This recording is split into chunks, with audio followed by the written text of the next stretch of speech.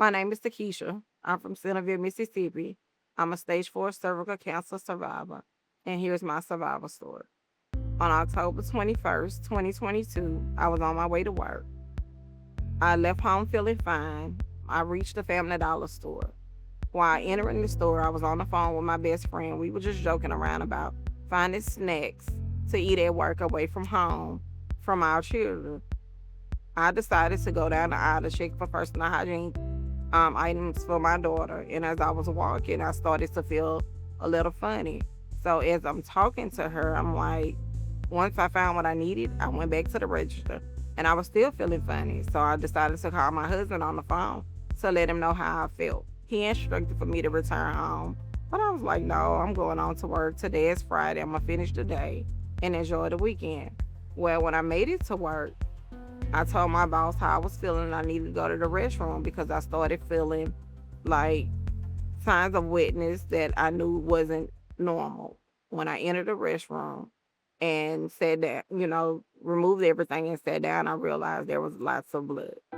So I got myself cleaned up and I told him I needed to return home. At that time, I called my husband and I told him what was going on, but I knew I didn't want to go to the hospital in that area. So upon arriving home, he took me to Lane in Zachary, Louisiana. They had me there for over an hour. My blood pressure dropped really low. It was 71 over 41. I passed out. From there, I woke up in a hospital room. They did many tests, gave me a blood transfusion, and he told me for him it looks like cancer, but he was going to pass me on to the experts to know. So he got me an appointment at Women's Hospital in Baton Rouge, Louisiana, which is an hour away from where I live. So on that particular day, they did a biopsy for me. The biopsy came back that I had stage 4 cervical cancer due to lymph nodes being present. From there, they began a treatment plan. The plan consisted of 6 weeks of chemo and radiation. Chemo was every Monday of that week. I did about 30 treatments of radiation, 6 of chemo, and 2 of brachytherapy.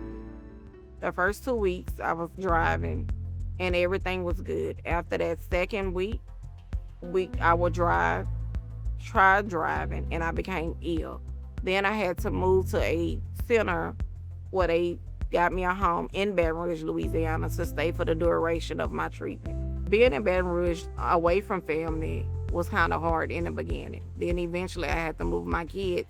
They gave me the okay that they could stay with me and that Lyft would pick me up from day to day and take me to treatment.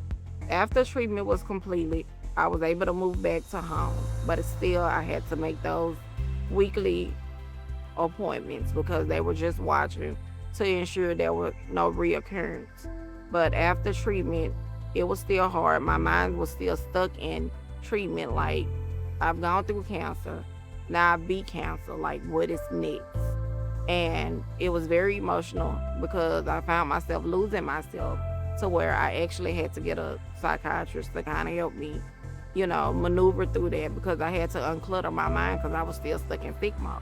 Today, I feel thankful that I've gone through treatment, I beat cancer, but I still I give God all the praise, but I still deal with things after treatment.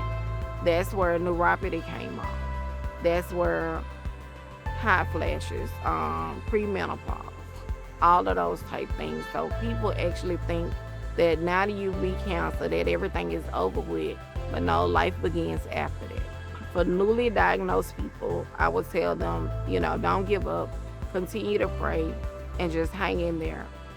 I share my story because I feel that it will help someone, and if it only reaches one person to save that person's life, I feel like I've done enough.